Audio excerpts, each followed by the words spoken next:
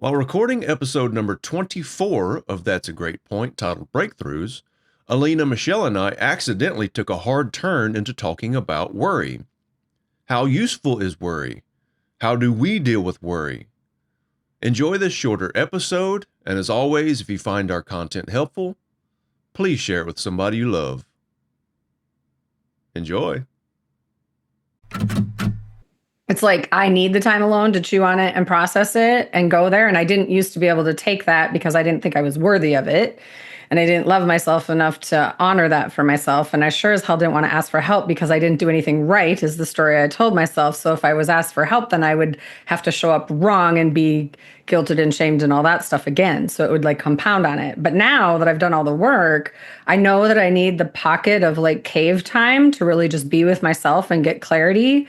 And depending on how deep the wound is, if I stay there for too long, I can slip into that despair and like just like, well, peace out. I'm numbing out for too long. It switches from actively doing the work to numbing out. And then when I'm in that place, I don't show up in a way where I can advocate for myself or ask for help or any of those things, because those things are already hard for me. So it's like this weird line of like it used to come from one place and now it comes from a different place. And I know, which is why I tell my close people, if I disappear for a really long time or if I like avoid you, it's not personal. I'm in it right now and I need help and I might not ask for it. And so I like preemptively say it so that I can get that support. That's self-awareness. Yeah.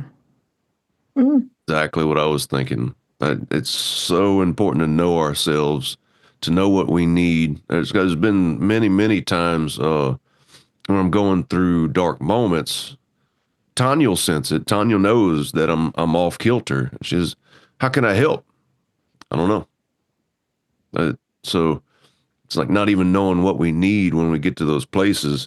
And I've developed quite a bit since. It's like early on, I would blame her for not knowing what I needed. Mm-hmm. Even though I didn't know what I needed.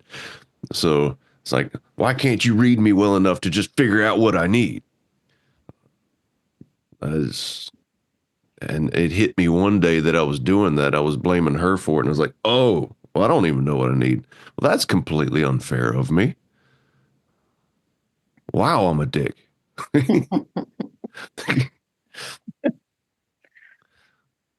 Yeah, that awareness is huge. It's such a key piece of all of it. But I think like I didn't know what I didn't know. Do you know what I mean? Like I grew up in a house where like worry warts were a thing. Like we everybody worried in my family, all the way out to like my grandparents, my aunts, my uncles, my cousins, my mom, my dad. You know, well, my dad wasn't a worry wart, but my mom was, and she was a big worry wart. So it was like I didn't know that you didn't have to live that way. I just thought that's how it was. So what do you do with your worries? I got rid of them. I mean, it was, that's a big question, actually. It was a progression of doing the work, but I think it came down to, I learned how to trust myself and understand that not everything is going to catastrophize all the way out to the place I put it, you know, and to allow myself to catastrophize, but then also work it way back and acknowledge and be like, this is just what you do. You're just catastrophizing. Okay, go down that road, but then bring it all the way back. How good can it get? And then also just acknowledge, like, be present. Learning how to really be present was a huge, just like, oh shit, it's better here. because like I can navigate what's happening here with awareness and wisdom and like help with other people. But if I get too far out into the future, it's like, yeah, I want to set goals and dream big and know like my intentions of where I'm going, but I'm not looking to play out how it might play out. That's it's another version of a box that I never saw until I did. And now I'm like, well, I know I don't like boxes. So why would I do that to myself? It's just a matter of learning the skill to trust myself, to know that no matter what, I'll figure it out with the help of the amazing people that I now have in my life. So worry, what I'm hearing from you isn't necessarily conflating worrying with risk management, I'll call it. Like, you know, you go down a dark alley, it's late at night, there's no one on the street. It sounds like what would the old you have done, and what would the well-resourced you do now? Yeah, worry and fear. I mean, they go together? Like, what is worry? Right? I mean, I'm afraid of something. Mhm. And I was afraid of everything. And sometimes I don't think I was afraid, but I think it was projected onto me. Like, oh, you can't do that. What if? Like those kind of statements. It's like, but also, what if I can try and do that? And what if it fails? So what? You know what I mean? Like, am I going to die? Probably not. So Yeah, let's give it a well, go. 99% of the stuff I worried about never happened. So it 100%. must be working, right? Yeah. Well, and yeah, it's like Dan has said this before. It's like how many minutes of your life to people, not necessarily me, because I don't think I was a worrywart when I met him, but how many minutes of your life have you spent worrying about that thing? And how many of those things that you've been worrying about have come true? And it's like, well, none of them. Exactly. So you're literally stealing your own time with the worry. Oh, And time is such a yes. huge resource for me. So I don't want to steal my own time anymore. Oh, it's theft. Worrying is theft from yourself and your future. And it's also programming. You are programming yourself and you kind of telling the universe something. Like, do that thing that I don't want. Let's focus on that. All my energy will go there and I'm going to act accordingly. Like, Yeah, worry is a misuse of the imagination. We have this imagination that works so well, and it can create so many different scenarios that may or may not come true. And then just like mm, turn that imagination on something more productive, we're more likely to get the productive thing to happen. It's almost like if you tell a kid, that's my favorite cup, make sure you do not break that cup when you are doing the dishes. You right. almost set them up to break it, right? Right. 100%. Like, don't, your hands cannot shake right now. You cannot. Well, I will say the other side, I agree with you, but not entirely. Because we do need to think ahead. We do need to think of what can go wrong. That's Right. mindful and aware. That's not worry. Worry is a different thing to me. Right. And that's where I want to make the distinction to get clear on, like, where is that line, right? Between just right, like Lee said, misusing your imagination, these fictitious scenarios that are highly unlikely to happen, versus sometimes you do need to think about a range of scenarios. Like I'm thinking about, planning shuttle flights, like space shuttles, right? You need to think about a million things that can go wrong and their likelihood, and some are less likely. And that's planning. I think a key distinction is the energy of it. Thinking steps ahead, like a chess game, logic, like, I don't know, financial planning, versus the energy of freaking out and imagining yourself there. And I think that's the distinction. What do you think?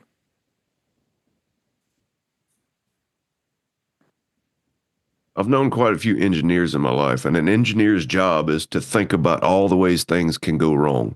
Mm-hmm. And I have met very few engineers that are pleasant people. It seems like so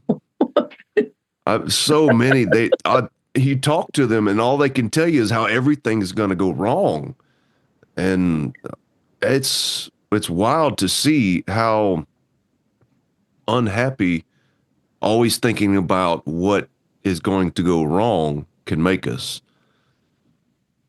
So it's healthy in a way to a certain point, right? Because we get what we focus on. It can also be fulfilling to know that your efforts averted disasters. Like, good job, high five, thank you.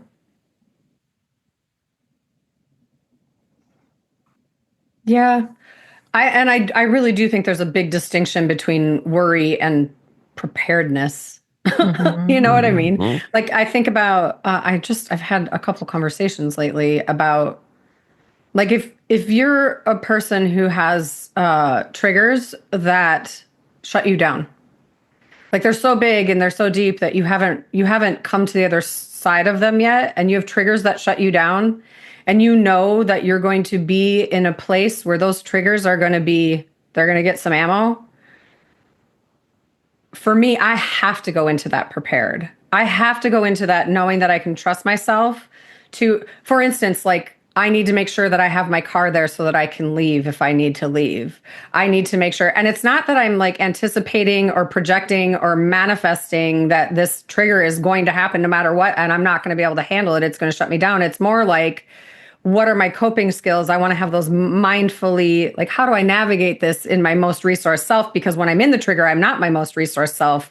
And I have to make sure that I have that at the forefront so I can access it. And that takes that took development for me to figure out. And I don't know that I'm in a place where my triggers shut me down all the way anymore, but there was a time where they did. And it was like, holy shit, how am I going to, I don't know what to do, And so it's like, that's a very different thing to me than worrying. I mean, I'm describing worry on some level, right? I'm worried that my trigger is going to happen and I'm going to get shut down. But because there's mindfulness and awareness within that, I can go in my most resource self and with a plan of how I can show up and not get shut down, to really be in my strength and my own being. And also, if I do get shut down, if that visceral response that I don't have control over in this moment happens, how am I going to navigate that? That's a great point. And that's a great point. Truly. Because in your example, preparing for the thing that has taken place in the past, you're not imagining something that's highly unlikely. It's possible. Once you've taken the steps to prepare, you can release and enjoy yourself and be present, right? That's the goal. The part of the resourcing is the preparation isn't to sit in the anxiety and sit in the emotions and that energy, the quality of the energy. There's much more agency in the quality of what you're talking about. Here's what I can do. Here's what's up to me. I'm going to take care of those things. Like, I have a flight tomorrow. I'm going to get my luggage earlier. I'm going to pack earlier, get to the airport. I'm going to leave an hour earlier and not have to think about what if there's a traffic jam. I'm going to let go of that. I don't need that because I took steps and I left earlier. So now I can be present. I can sing to some fun songs on the way, have some great conversations on the way to the airport instead of freaking out. Am I going to make my flight? So yeah, it's the quality. That's a great point. Well, it's also realistic because as you were talking about the flight, I have my grandfather was a human who was like, well, you better go 3 hours before you needed to be there, because what if you get a flat tire on the way?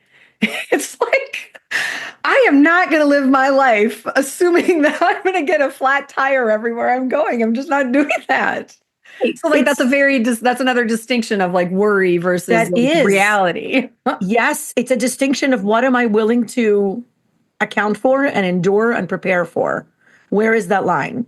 We say prepare, and I'm thinking of preppers, like the deep preppers who are getting ready for the apocalypse. Oh, what are you talking about?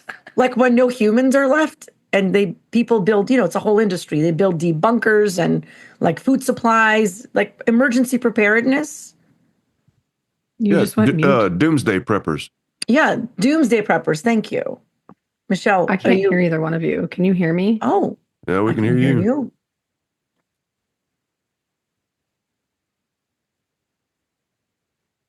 Doodly doodly doo, doodly doo. No, I hear you. That was weird. You hear us? Oh, yes. Oh, my internet connection is unstable. That's why. Stupid Starlink. That was a very severe face. Well, hopefully we're back. Well, I have a lot of those. I don't know if you missed the part where when you say preppers, preparing, the word association game in my head is doomsday preppers. Oh. And I have a backpack of food supplies in case of emergencies, like a blanket, a flashlight in case there's massive flooding. We've had a couple hurricanes, right? And stuff was destroyed. And so I have a backpack under my bed with emergency supplies. Okay. One can take that much, much further. One can build a home underground, like a bunker with, like military grade, like safe doors, the kind they have in banks to, secure gold. And I can just move there and like live there. So there's a range to how much am I willing to endure. But in that example, I face the idea that there's a risk of a disaster where we might be displaced and we need supplies. So I have a plan.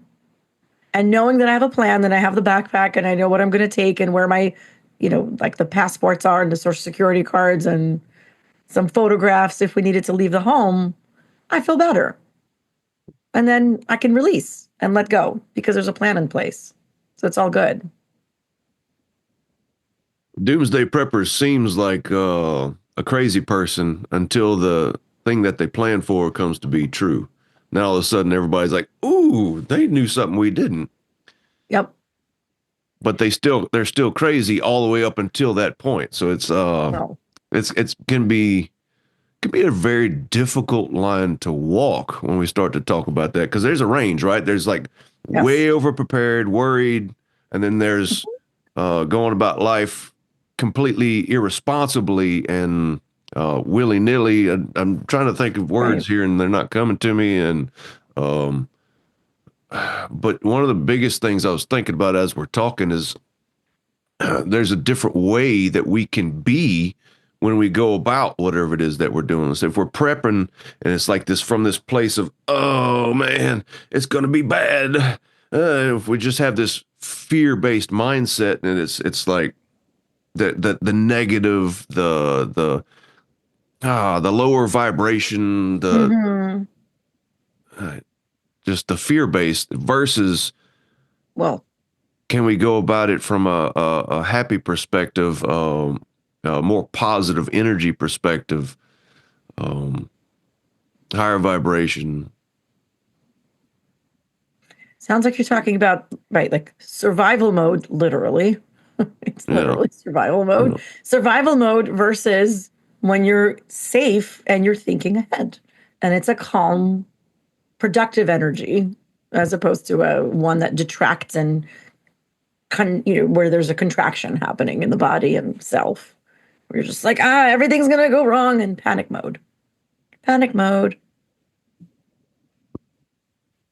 Make a song about panic. So I am slightly loopy because I stayed up making a framework until 2:30 in the morning. It's exciting, but I'm up and loopy. The thought about a song about panic gives me anxiety. I feel like a song about panic should give you anxiety. Like, oh, honey, that's our wedding song. Oh,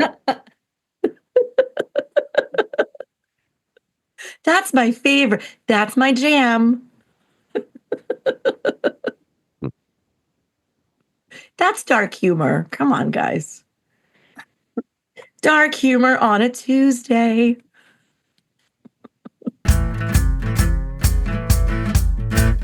Thank you for listening to That's a Great Point with Alina Doran, Michelle Aalbers, and Lee Smart.